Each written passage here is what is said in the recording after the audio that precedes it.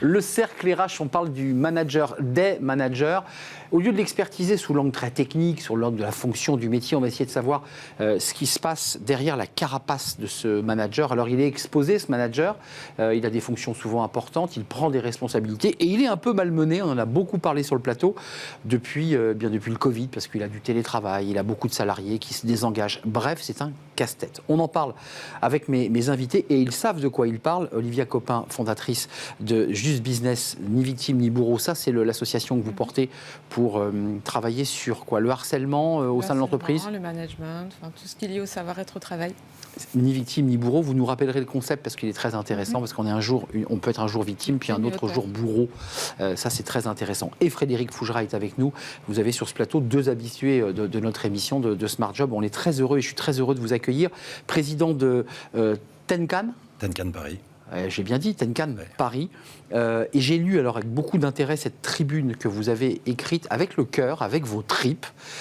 Et par ailleurs, j'ai appris plein de choses sur vous et sur la manière, et c'est vers vous que je me tourne parce que vous avez été manager au sens propre du mot, directeur de la communication, de la RSE à la fois dans une grande entreprise privée, vous avez fait aussi du public.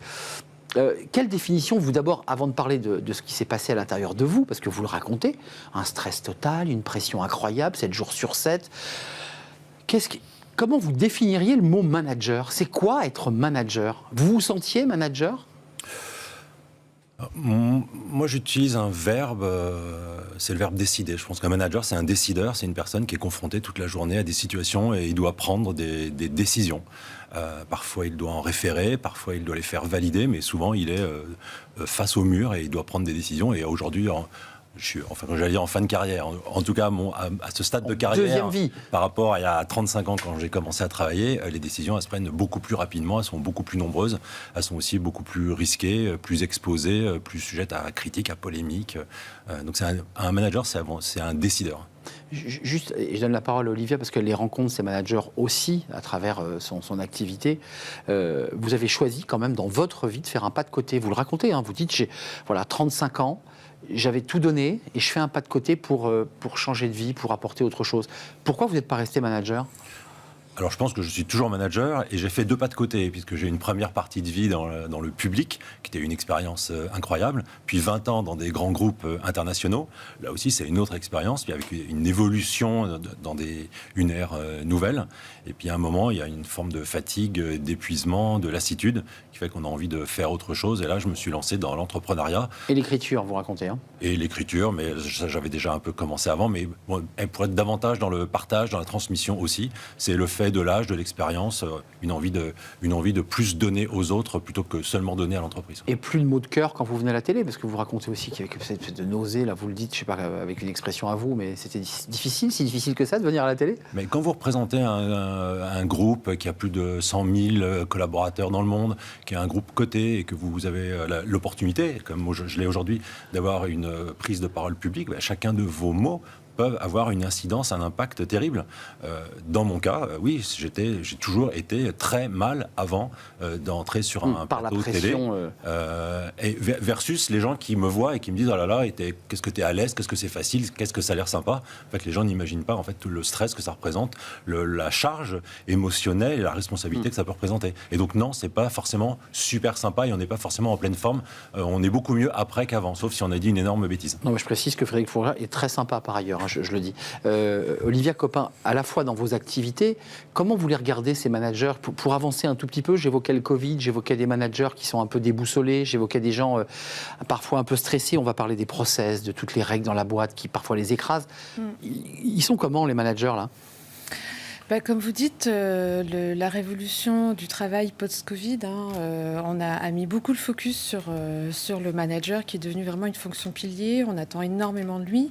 Je pense qu'il y a deux outils, il y a 2 fonctions dans le management. Vous avez le manager qui est centré sur la tâche, donc c'est-à-dire l'expertise. Donc là, effectivement, en général, il a été promu pour cette expertise, Un bon sa technicien, compétence, quoi.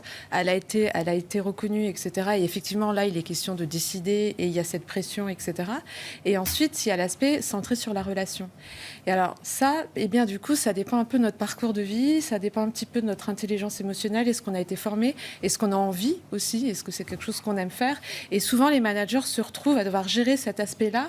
Et c'est là où, en général, la formation... Ouais. voilà, C'est là où ça est bug, en demandée. général, Et ça hein. bug. Parce qu'une expertise, on peut mettre... toutes les expertises, si vous voulez, ça s'apprend. Alors que gérer l'humain, c'est quelque chose, parfois une vie ne suffit pas. Voilà. Donc, et ça dépend d'où on part. Et ça dépend aussi de nos aspérités. Et donc ça, c'est plus compliqué. Et en général, là-dessus, oui, ils ont besoin d'être accompagnés. Mais personne ne m'a répondu parce que, je le précise, manager, il n'est pas sur la feuille de paye. Vous n'aviez pas sur votre fiche de paie le mot manager. Et pourtant, on l'utilise à chacune de nos émissions. Ce n'est pas une fonction, ce n'est pas un métier, c'est quoi ? C'est ça qui est très évanescent dans ce mot. C'est une position. Sur la fiche de paye, vous avez écrit directeur, directrice, VP, EVP, senior VP. C'est une position. C'est une position d'encadrement. Avant, on disait responsable ou on disait cadre ou cadre supérieur. Bon, on n'utilise plus ces termes-là. On parle aujourd'hui de manager. Et puis, on l'applique sur toute la ligne. Donc, qu'on soit un cadre dirigeant ou qu'on soit le manager de 2 stagiaires, du coup, on devient manager. Mais voilà, c'est une personne qui encadre, qui a une charge de responsabilité et qui a aussi généralement une charge de responsabilité humaine. Et souvent, la question de la relation. Souvent est au COMEX, il faut préciser, parce qu'il y a une confusion dans le mot manager. On peut être manager en pilotant 5-6 personnes et être un manager. Il y a des milliers de managers qui ne sont pas dans les COMEX. Et tous les échelons comptent, parce qu'on peut avoir un impact très fort sur du micromanagement sur ces équipes, si on ne sait pas faire, si c'est compliqué. Enfin, vraiment, il n'y a pas besoin d'attendre d'être manager dans un COMEX pour comprendre, savoir comment on manage. L'idée, c'est justement, dès le début, dès qu'on a les premières fonctions à responsabilité. Je prends un exemple très simple. Vous avez par exemple dans des agences de conseil, déjà chez les stagiaires, une personne qui va manager les stagiaires. Dès là, on commence à... Il a une fonction de manager. Voilà, et il est stagiaire. Ça, c'est très intéressant d'ailleurs. On identifie déjà les comportements. Est-ce qu'il est capable d'eux ou pas? Et ceux qui sont compliqués. Frédéric Fougin, on parlera de l'infaillibilité ou de la faillibilité des managers. Parce que dans l'article que vous écrivez là sur LinkedIn, il faut le lire.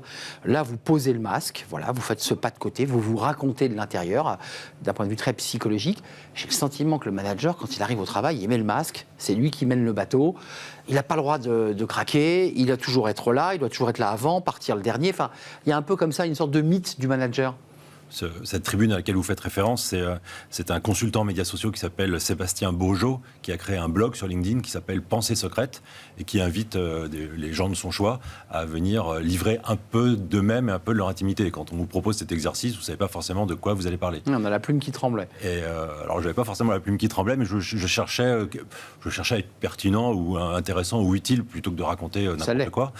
C'est pour ça que j'ai choisi de faire cette tribune qui se nomme « Je ne suis pas si fort que ça ».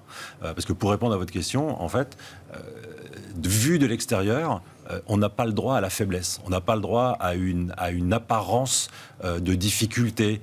On doit toujours se montrer fort, quoi qu'il arrive. Et donc, tout donne le sentiment d'être très fort. Enfin, en tout cas, si on veut faire son job correctement, si on veut être considéré, si on veut être promu, si on veut être respecté. C'est une erreur de penser ça, parce qu'on peut... Enfin, je ne sais pas, Olivier dira peut-être le contraire, mais parfois dire, là, je ne sais pas, là, j'ai besoin de vous, là j'avoue que je suis dans un moment de doute. Enfin, je veux dire, c'est pas se mettre en péril de dire ça. Non, moi je pense pas. D'ailleurs, si vous regardez un peu ça ne devrait pas. Codes, ça ne devrait pas. Mais si vous voyez, mais je pense que ça c'est en train de changer aussi. Quand vous disiez oui, le manager c'est celui qui part en premier. De toute façon, aujourd'hui, avec le télétravail et puis cette nouvelle génération qui a quand même un rapport par rapport aux horaires qui diffèrent, je pense pas que ça soit ça qu'on attend d'un manager. Si vous voyez par exemple l'icône comme Steve Jobs qui disait que de toute façon un manager c'est celui qui sait s'entourer de gens plus compétents de lui. Donc où est la compétence? Et justement, c'est en pensant qu'on est infaillible que là peuvent arriver les abus, parce qu'on va avoir du mal à faire monter des gens plus compétents que nous, alors que le rôle du manager, c'est de rassembler l'intelligence. Ouais, c'est intéressant. Et puis surtout, moi je pense que le manager, il doit pas être infaillible, mais il doit être perfectible. C'est-à-dire qu'une des qualités pour moi qui est primordiale, c'est de savoir se remettre en question et accepter l'altérité, c'est-à-dire accepter de travailler. Que l'autre vous challenge. Ne fonctionne pas comme vous, et donc du coup, comment on fait quand du coup ça fonctionne pas comme on aimerait que ça fonctionne, etc. Mais c'est intéressant parce que dans le vieux... l'industrie, je veux dire, des années 30, c'est-à-dire que le patron était à la tête, personne n'aurait osé contester sa parole. C'est un peu comme l'évolution de l'éducation avec les enfants. On a aujourd'hui une génération Z qui vous challenge, qui vous dit c'est pas comme ça. C'est compliqué ça quand on est manager et qu'on se dit là il me challenge et être aussi capable de dire Ok, j'ouvre un peu la porte. Il n'a pas tort dans ce qu'il me dit. Mais c'est pas du tout compliqué, mais comme le disait Olivia au début de notre échange, c'est une qualité que tout le monde n'a pas. Tout le monde n'a pas les qualités pour être un manager. Et le manager doit avoir cette capacité à embarquer avec lui des personnes. Mais comme le disait également Olivia, en tout cas moi ça a été ma pratique de toujours recruter sur chaque mission des gens qui étaient plus compétents que moi. Donc moi je sais quel est leur métier, ce qu'ils peuvent faire, mais ils sont plus compétents que moi techniquement, opérationnellement ou dans leur expérience, ce qui me permet d'avoir une équipe, une tribu très très forte. Donc c'est un entraîneur, là, vous me décrivez un rôle d'entraîneur. Je mets le meilleur buteur, je mets le meilleur gardien. Et si j'organise mon équipe comme ça et que c'est pour expliquer à chacun d'entre eux qu'ils ne savent pas faire et que je sais mieux faire, parce que en fait je suis incapable de déléguer et incapable d'accepter qu'on ne va pas faire comme moi, parce que déléguer c'est ça en fait, c'est donner une mission et de demander à quelqu'un de la réaliser. Et l'important c'est la façon dont elle va être réalisée à la fin. L'objectif, est-ce qu'on va atteindre l'objectif et non pas est-ce que la méthode va être la mienne. Sinon, autant que je le fasse moi-même, j'ai pas besoin de recruter des gens. Il y a quand même un changement. Le Covid y a contribué, mais je parlais de la génération Z, je parle de ces entreprises de la tech où on a l'impression que tout est horizontal. Ça aussi, c'est un peu du mythe. Il n'y a plus de verticalité, il y a plus de...